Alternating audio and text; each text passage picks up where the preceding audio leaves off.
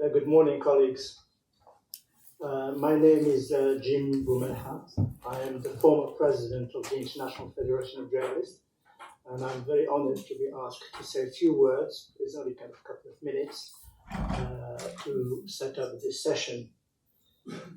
Now, I want to talk about just 2 points. One is about the IFJ, the International Federation of Journalists, which had a long relationship with the UN. If it wasn't for the International Labour Organization, it would have never been launched 100 years ago. And the IFJ just had its centenary about a month ago in Paris. We also held a consultation relationship with the Human Rights Council for over 70 years.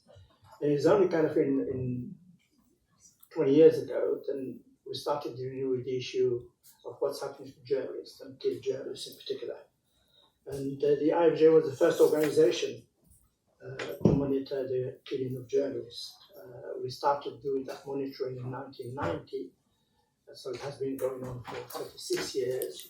And it is incredible that 66 years later it's still going on, and it's getting even worse. The number of journalists put into our list and our calculation that have died since we started doing the monitoring is 3,500, absolute staggering number. And over the years, we pay almost every week with the life of a reporter or a cameraman or a sport worker. And we were the first to draw up those lists, which is a list that is very well respected because it is many lists, but it is a list that does a lot of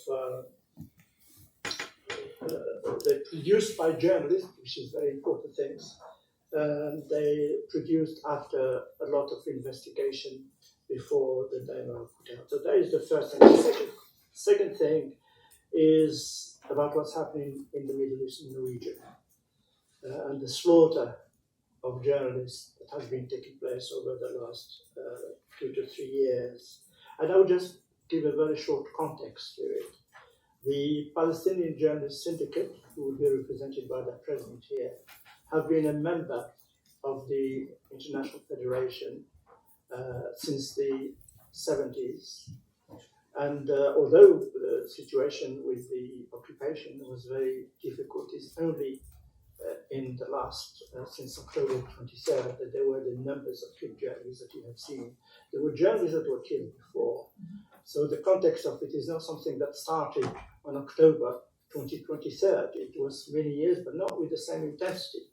So this raises questions about the fragility of the international system.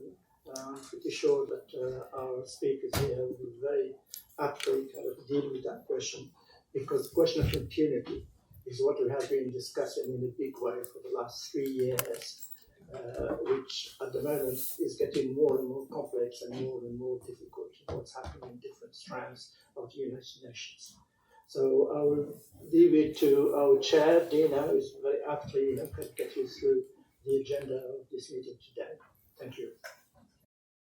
I would like first to thank you all for being here today to speak about this urgent situation of journalists in Lebanon and Palestine. Our first speaker is إلسي Mufreg. إلسي, the president of the Union of Journalists in Lebanon. She has been at the forefront of defending Lebanese media workers, including those reporting from the country's south, and she has spoken out forcefully in recent months about the killing and targeting of Lebanese journalists in Israeli airstrikes as clear violations of international law. Elsie, you are in direct contact with journalists and their families on the ground in Lebanon. Could you share with us how Lebanese newsrooms are coping with the repeated targeting of their colleagues and what this means for their ability to continue reporting from border areas? Thank you, Dina. Actually, I want first to give the floor to two of our survivors, but first, just to reply on your question. Just yesterday, after the ceasefire, one of our colleagues were clearly targeted. We'll see the video in a while. He was targeted while clearly visible as journalist, and now practically all the journalists are wearing back their vests and their helmets because they are afraid of the attack, the direct attack of the Israeli forces on them. So to begin with, I will start by giving the floor to our colleague Krestina, عاصي, and Dina Mfreg, two photojournalists who survived Israeli attack. Please, that's it.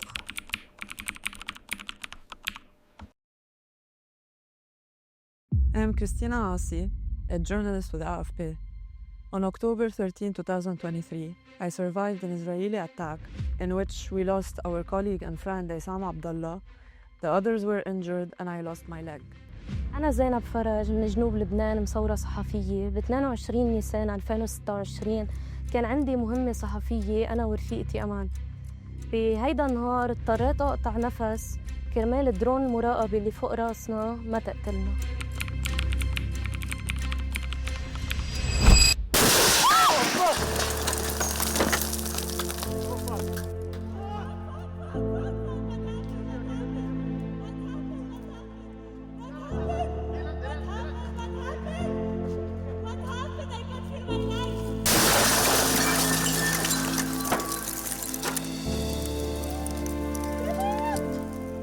Israel claimed that our attack was a mistake.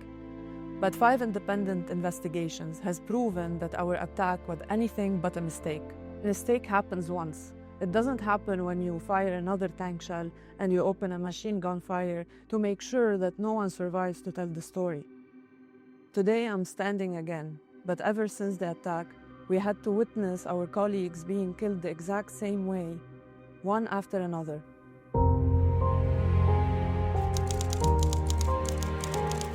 بهيدا النهار كنت أنا وزميلتي أمال خليل. وقت وصلنا على الطيرة ضربوا السيارة اللي قدامنا.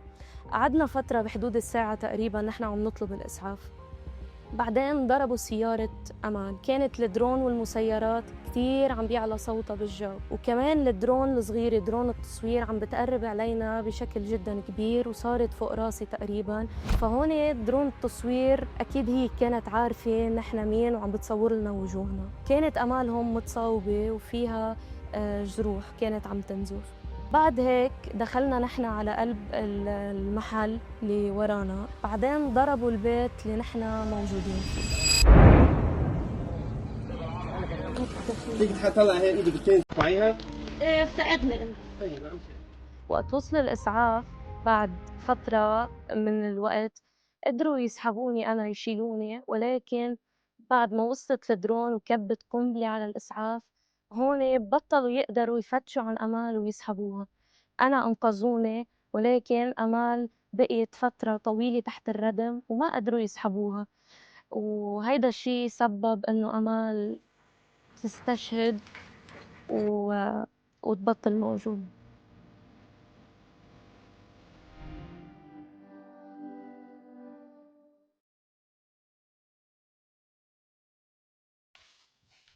We are living this constantly from 3 years till now. Krestina and Zeynep are not only survivors, they are witnesses of war crime against journalists in Lebanon. Just 2 weeks ago, Israel admitted responsibility for the killing of our colleague Abdullah. And in an interview given by the Israeli ambassador in France, while claiming that he was killed by mistake. Now what we are going to see now is how really it's a mistake. Back to 2023, on October 13, 2023, we just want to ask how it can be a mistake. We have a video filmed by Isam where we have clearly journalists that have been wearing all their vests and helmet with clear identified as journalists. We can see how they were clearly attacked, as we have seen in the video. More than 9 investigations and reports agree on key fact that the journalists were visible. They were monitored by Israeli drone, helicopters, and military position all around them. Other media team were nearby also. And according to the UNIFIL operating in the south, the UNIFIL report, there have no shooting in the area for more than 40 minutes before the double strike and the gunfire. So again, how can this be a mistake? And it didn't stop here, of course. On November 21, Tahir Harfa, Al-Mayadeen correspondent Farah Hamar, photographer Rabia Ma'mari, and their local guide Hussein Akil were killed in a direct Israeli while reporting from Clear Hill, as you can see. This was their last picture before the attack. On October 25, 2024, I received a call at 3:30 a.m. in the morning. A group of journalists in Hasbaya had been attacked.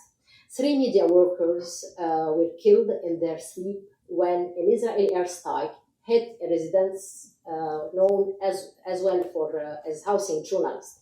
15 other journalists survived this attack. As you can see, the press is clear on the car of the journalist. This was the only strike in this area during the war, raising serious concern that the journalists were deliberately targeted, not hit by mistake. We lost Hassan Najjar, Mohammed Rida, and Wissam Qasim in this attack. At the beginning of the second round of the war, the targeting continued. On March 18, 2026, during the night, Mohammed Sherry, the 80-year-old director of political programming at Al-Manar, was killed with his wife in an Israeli airstrike targeting their apartment. Their son and granddaughter were also wounded. The strike hit the apartment in a residential building in Beirut. It was supposed to be a safe area. What raised a concern that it was not a collateral damage, it was an assassination. On March 28, 2026, in Jezin, an Israeli strike targeted a press team, killing Ali Shaib, Fatima Ftoni, and Mohammed Ftoni. The picture that we are seeing right now, it's a video actually, where the Israeli filmed and published how they assassinate him and celebrated the attack, accusing Ali Shaib of spying without presenting any credible evidence, relying on the image of Ali in military costume, an image that was later acknowledged by the IDF that has been photoshopped. Fatima escaped the first hit in the car before the second hit killed all the team. But few minutes later, the drone hit her again alongside with the rescuers that have stopped to save her. Ali was a veteran film correspondent known for reporting from frontline areas and documenting war crime, as was Amal Khalil. كانت معدات تشير كلها إلى معدات صحافية، الخوذة، الدرع، كلها لم تنفع لأن الاستهداف كان مجددين وأدى إلى اختراقها بالكامل. لكن ما الذي هنا هذا صار لأول صاروخ، والثاني اللذين استهدفا فاطمة، وبالتالي نتحدث هنا عن 4 أو 5 صواريخ كما تقول. Next, on April 22nd in 2026, in Tiri, South Lebanon, Israeli forces first struck the vehicle escorting our colleagues Amal and Zeynab that you heard her testimony. After they tried to take shelter, Israeli forces struck again Amal's car. You can see here the car of Amal, the car that escorted them, and the house after the bombing. Rescue team were delayed for hours. When they tried to reach them, they were attacked by a sonic bomb. We can see clearly here the ambulance, how it was targeted. And it was a Red Cross ambulance. According to the forensic reports, Amal died at 7 p.m. after remaining trapped under the rubber for approximately 4 hours following her injury. Ambulance were not allowed to reach her until 8:30 p.m., more than 1 hour after her death. It was too late to save her life. Her body was found nearly midnight. Zeynep testified that a drone hovered above them to check if they were still alive or not. This showed that Israeli forces knew very well who they were targeting. Ongoing independent investigations are examining evidence that Israeli forces knew Amal's identity at least 1 hour before the last strike on the house. The attack was preceded by direct threat against Amal and warning to stop her coverage. Here we can see what she received. It's in Arabic. On the message we can read, "Your head will be separated from your shoulder if you continue reporting." The same pattern of threat and targeting continued. What happened to Amal was not isolated. A similar threat had been sent to another media team before the latest escalation. It was during the ceasefire, including drones that we can see here. Okay, if you can see here the drone, how she is approaching the journalist team and filming them.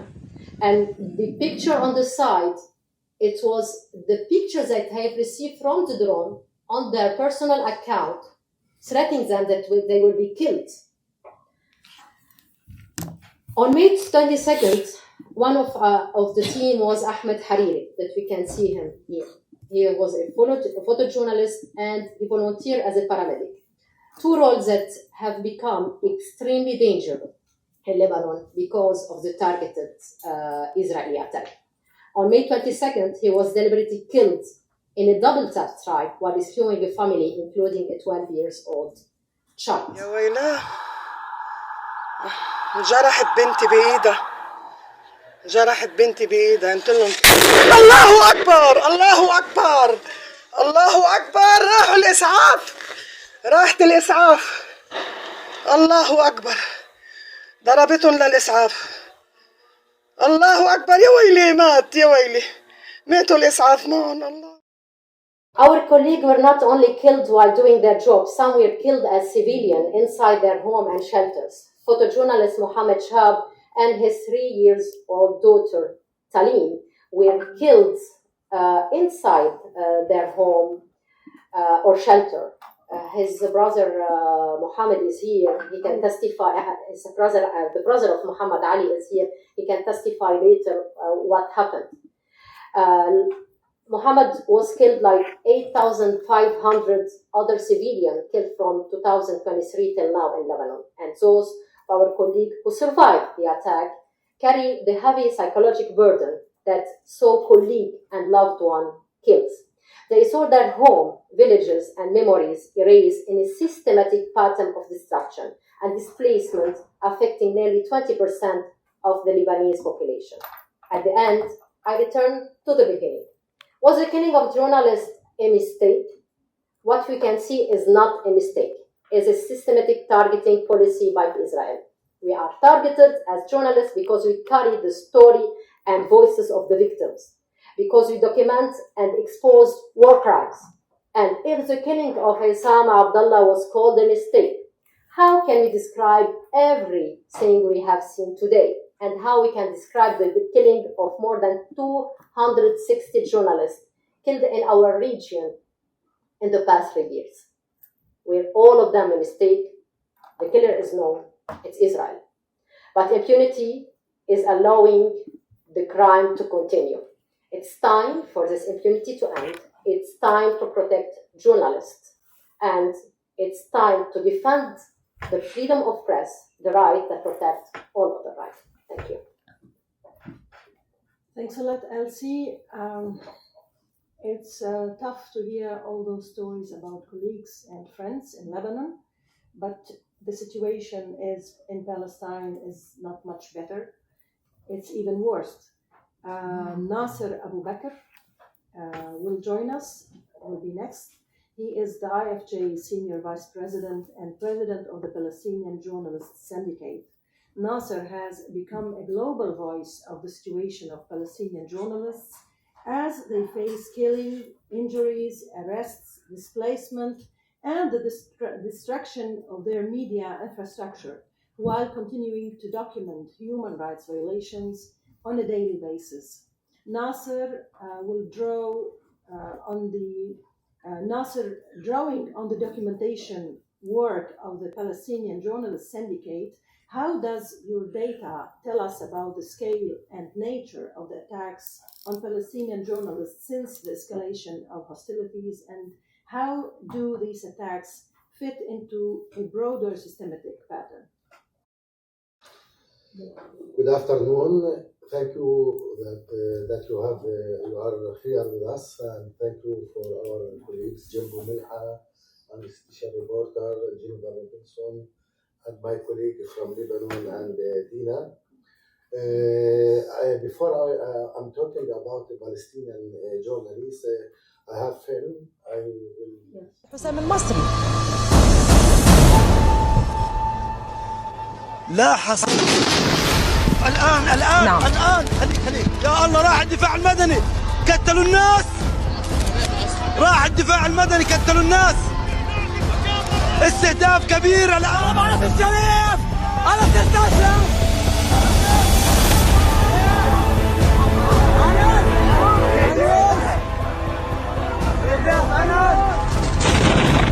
لا إله إلا الله.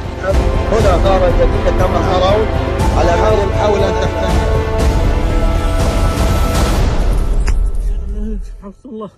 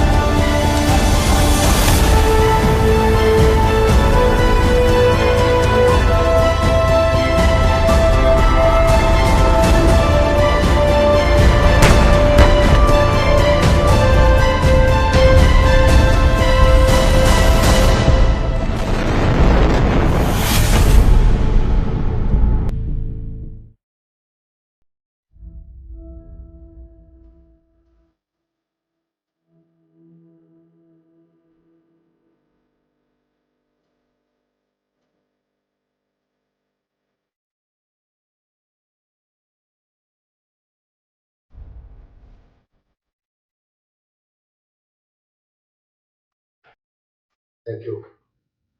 We came here many times before, and we hold many meetings here in UN, and we're trying all the time to implement the international justice for Palestinian journalists. But so far, no justice for our colleagues and for their families. And I will give you background about the situation. As Jim said, it is not beginning at 7th of October, this targeting for Palestinian journalists. It's began before that from long time. We are documented as PJS, Palestinian journalists, that Israeli occupation targeting the journalists and have been killed from 2012 till 7th of October 23. 56 journalists, including 3 from them, they are from Italy, from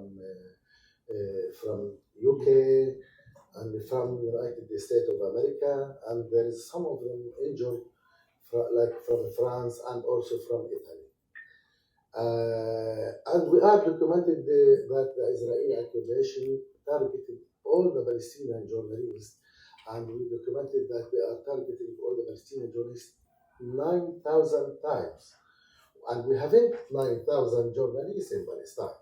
We have only around 5,000 journalists, but it means that they are targeting each single journalist many times, like in Nablus, in Jerusalem, in Hebron, in Jenin, in Tulkarem, and in Gaza as well. So that when we are talking about the targeting, it is systematic targeting for Palestinian journalists, and it is by Israeli formal decision from the Israeli government. And I know that when there is wars between armies, but in February 2016, the Israeli government held meeting and took decision to beginning big war against Palestinian journalists, as they said in official statement in that time. And I will go to the killing of Shireen Abu Akleh. You remember when they are killed, Shireen Abu Akleh in 2021, it was the killing of the red line for us, because they are targeting very famous journalists, very important journalists, and she is working very important also outlet media channel, Al Jazeera. And from that time, we said as PGS that Israel targeting all the Palestinian journalists, and it's happened later on in this war. In this war, we are documented many very dangerous situations. We are documented that they are killed 263 journalists in Gaza Strip, and they are injured more than 515 journalists in Gaza and West Bank, and they are arrested more than 200 journalists, and they are demolished all the outlets media in Gaza.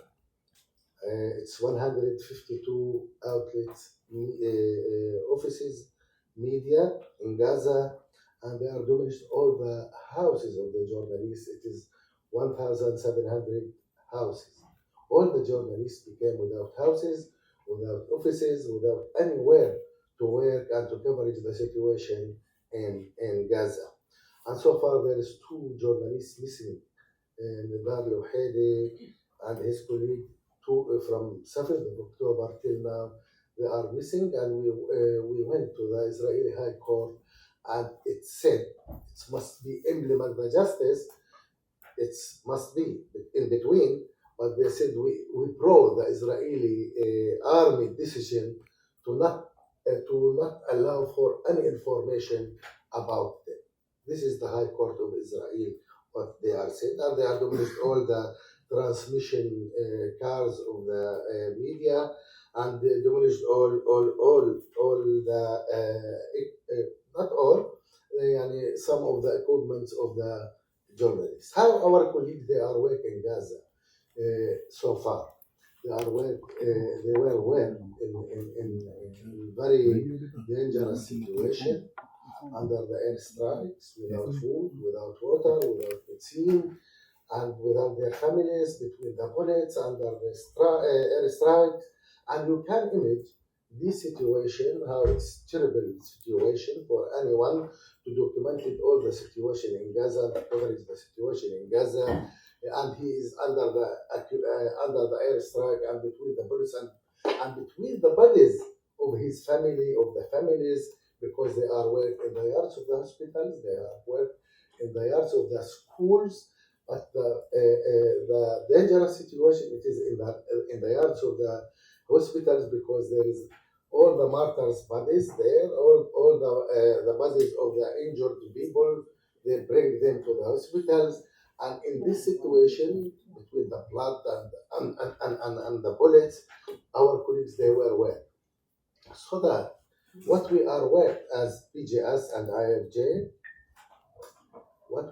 what we did as PGS and IFJ, we are establishing 3 solidarity centers, because there isn't anywhere for our colleagues to work in Gaza. We established 3 solidarity centers in Gaza, one in Khan Yunis in the north of Gaza, in the south of Gaza, and the other one in the middle of Gaza in Deir al-Balah, and the last one it is in Gaza City. And now, and we provided it a solar system and internet and some offices, and all our colleagues, more than 1,500 journalists, they are work inside these solidarity media centers, and they are covering the situation in these solidarity centers. What we need now as Palestinian BGS and IFJ, it is the time to end the impunity of Israel, and it is the time to accountability Israeli occupation about their crimes, about the killing of Palestinian journalists. Our lawyer, Jennifer Robinson, she is with us in our cases in ICC, and we will continue everywhere to implement the justice for our colleagues in Gaza and West Bank. I'm not talking about West Bank, but the last thing about the situation in West Bank, since 7th of October till now, we documented more than 2,000 attacks against our colleagues in West Bank and East Jerusalem, from the settlers and from the army and from the intelligence, everywhere in West Bank. Me, I couldn't put the single of press in my car because all of us became targeting for all the settlers and all the Israeli occupation and the checkpoints everywhere in West Bank. It is more than 1,000 checkpoints in West Bank. Thank you, Nasser. We are honored to have with us Dr. Maurice Tidball-Benz, the United Nations Special Rapporteur on Extrajudicial Summary or Arbitrary Exclusions. Dr. Tidball-Benz is a medical doctor and a leading forensic expert who has spent decades advancing the use of forensic science to investigate unlawful killings. My question to you, Dr.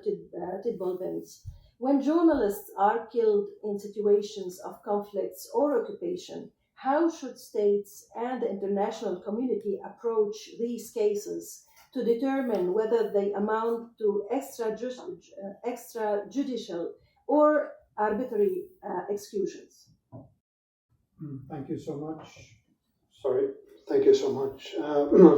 Firstly, let me thank the organizers for this side event, which is essential and highly appreciated. And I would like to also start by expressing my deep solidarity, admiration,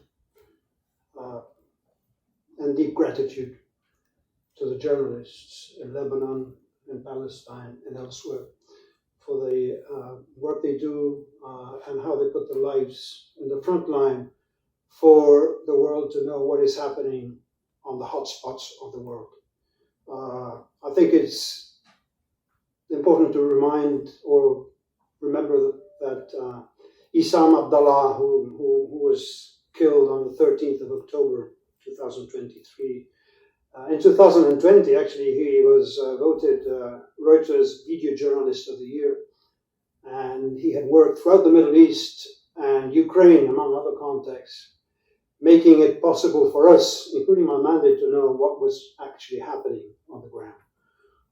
I had the honor of meeting a part of Elsi and Kristina and other survivors of that attack of October 2023 when I visited Lebanon last year, on the first day of the visit actually, and I was so impressed and grateful for their work.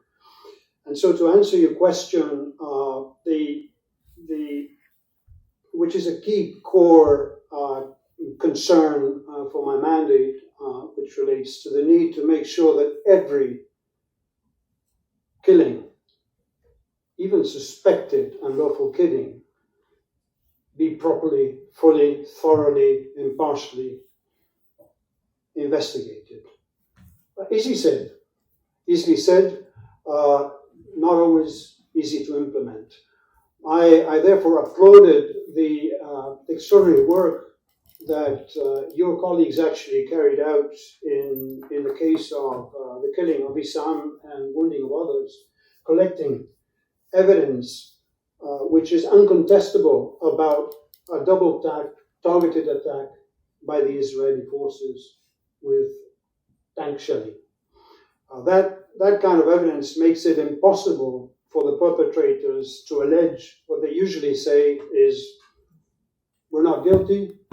The journalists were actually involved in activities unrelated to journalism, etc., and ensuring that the truth and the facts is properly investigated is essential. And therefore, I promote very much and help, where possible, ensure that standards like the Minnesota Protocol are implemented.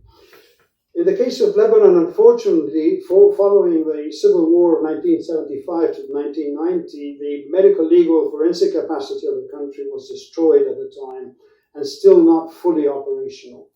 And so I am absolutely delighted that the current government is committed to actually reestablishing that and has reached out to my mandate for assistance and for others as well.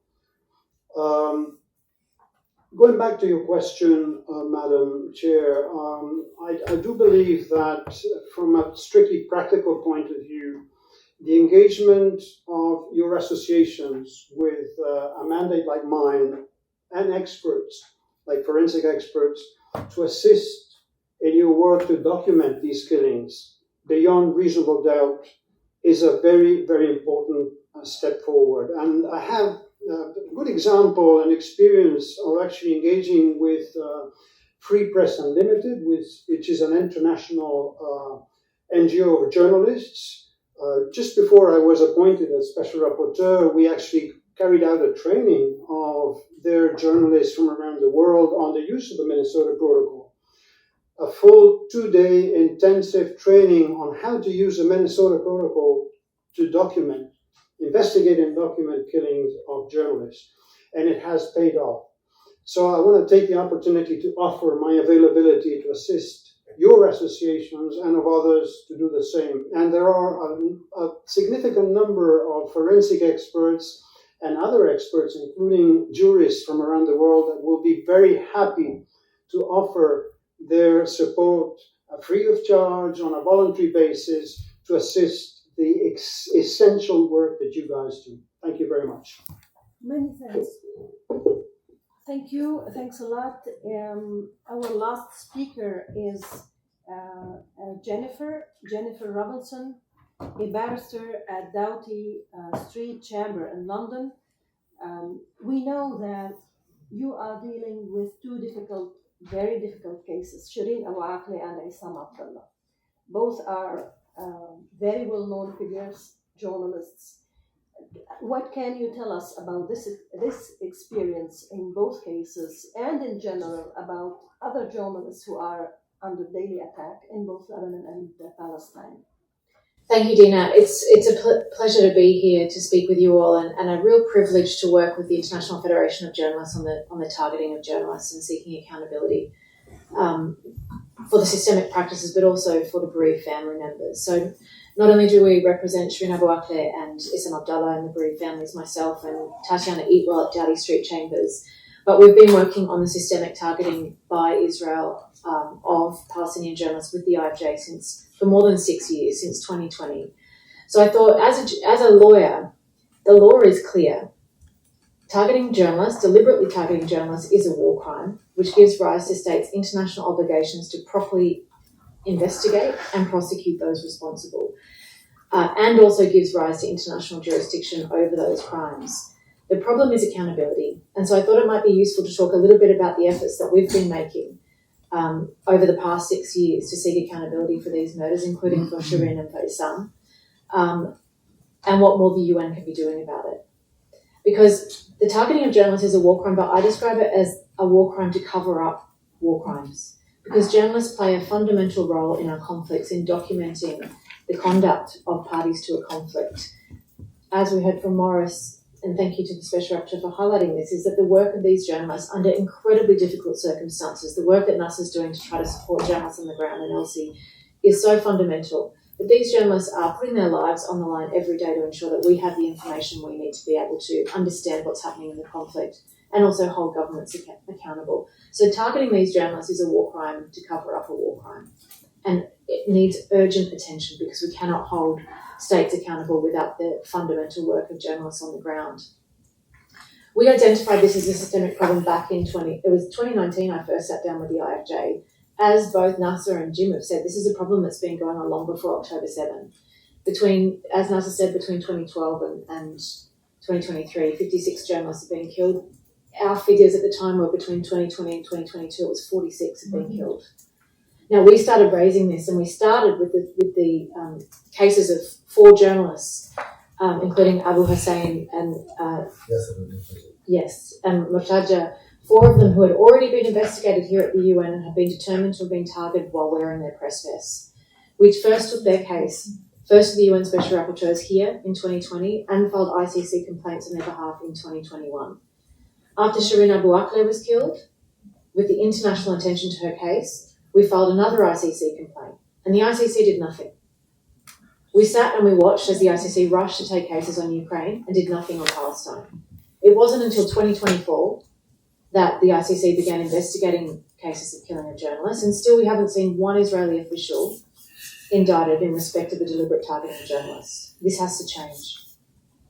Because if we look at what's happened since October 7, we've seen more journalists killed than in any conflict, in all conflicts combined, this century. So accountability is failing. When Issam was killed in southern Lebanon in October 2023, there was huge outrage. This is Israel targeting journalists, not just within Palestine, which we've been seeing systematically over many years. This was the first time that they'd done it across the territory in Lebanon. And there was a huge outrage about that. And we raised concern at that time saying there has to be accountability for this because it is going to get worse. And what has happened? 11 journalists have been deliberately targeted, 11 Lebanese journalists in Lebanon since Issam was killed. And again, it's the failure of accountability. We have been calling for his case to be properly and effectively investigated. Israel announced the day after his killing that they were investigating it. We've now heard it was a quote-unquote mistake, which is absolutely, as the UN Special Rapporteur has said, it is completely contrary to the evidence that has been gathered by Reuters and others. It is absolutely time that there are impartial and independent investigations conducted by both Israel and Lebanon into Issam's death. But the broader problem is this, the failure to take action. We have been calling for this since 2020. We've been to the ICC. We continually bring the cases here, and nothing has been done. And Palestinian journalists and Lebanese journalists are being killed at rates that we've never seen before. Action needs to be taken, and if it's not being taken, it is on the UN member states here in this council to continue to raise it, both with Israel, to properly investigate these cases. They have an obligation to investigate and prosecute those responsible, and their abject failure to do so in cases of journalists should be raised here at the council at every opportunity. It should be raised directly with Israel. It should be raised in groups of states. We need your support, and if Israel and Lebanon are not going to take action within their own countries, then we need to start taking international actions. And I call on the UN member states in this room to begin raising it in the Council and to consider what further international mechanisms are required here within the Human Rights Council to take action about the targeting of journalists. Anis Kalamad raised it forcefully in the context of the killing of Jamal Khashoggi, and since then it has gotten so much worse. But I just want to thank you for all being here. It's great to see such a full room, which shows the key interest here at the UN on the targeting of journalists.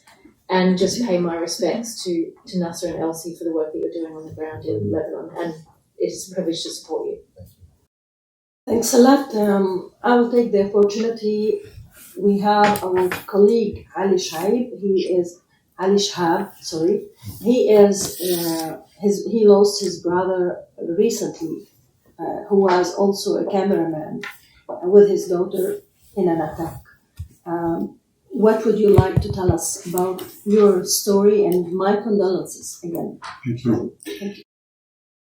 On the night of March 12, 2026, I was sitting in my apartment in Netherlands, following events in Lebanon through open source intelligence platforms, social feeds, and conflict monitoring systems. I'm a journalist also and a psychologist. Suddenly, an alert appeared, an explosion. The location was familiar, too familiar. I zoomed in on the map. I refreshed dozens of feeds. I called my brother Muhammad. No answer. I called again and again. Then I called his wife. No answer. I tried calling my sisters. Nobody answered, although it showed that they were online. I had a feeling something happened to my brother. A few minutes later, I started receiving condolences. Imagine that for a moment. Learning that someone so close to you is dead, not from a human voice, but from notifications, from algorithms, from strangers who knew before you did. I still remember the moment I had to call my mother. She was in Italy doing some health checkups. There is no training in psychology, no education, no profession that teaches you how to tell a mother over the phone that her son and 4-year-old granddaughter are gone.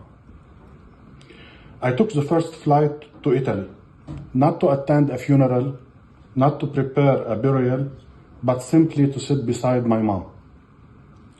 I'm still not sure how I got there. Until today, we have not been able to bury Muhammad in our village next to my father, who died when my brother was 5 years old. That's how this story begins. But my speech is not about grief. My brother Muhammad was a drone journalist, a film producer, an entrepreneur, and a devoted father. An Israeli military official statement later acknowledged that the intended target of the strike was someone else. Yet, an entire residential building was destroyed. A father and a child disappeared, and a family to answer questions that modern warfare raises. What does precision mean when entire buildings collapse? What does collateral damage mean to a child sleeping in her room? What happens when artificial intelligence, surveillance systems, and advanced targeting technologies promise accuracy, but the outcome is mass destruction? I'm here to ask questions, because behind every discussion about military technology, there are human beings trying to understand what happened. And in many countries, including Lebanon, families are often left alone. We document, we investigate, we collect evidence, we archive videos, we preserve photographs, we search satellite images, we pay lawyers, we write reports, we become historians of our own grief. Sometimes we face bureaucracy, sometimes indifference, and many times corruption. In some cases, even the most basic official procedures are absent. Families discover that preserving truth has become their responsibility, not because they are experts, but because they have no other choice. This experience transformed me.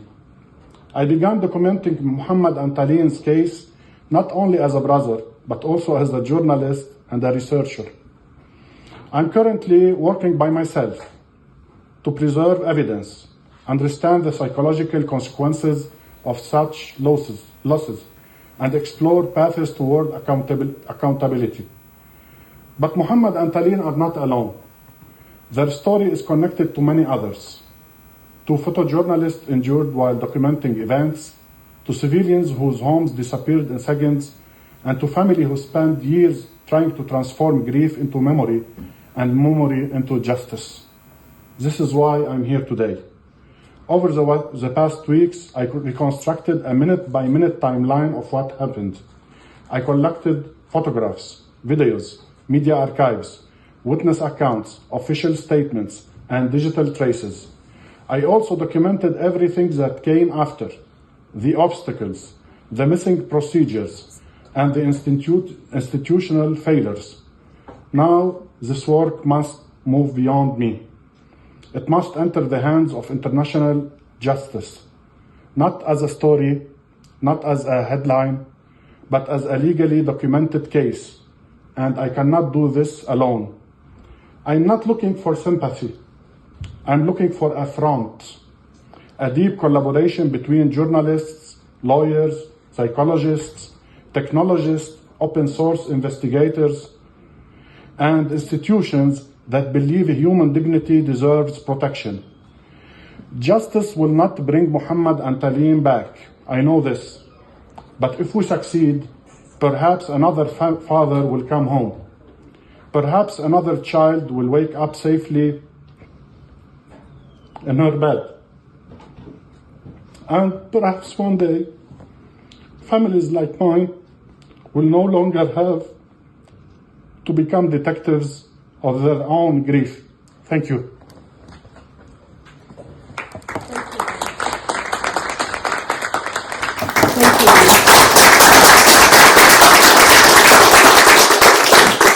I would like to thank you all. Unfortunately, we do not have the chance to take any questions since it's over for a while.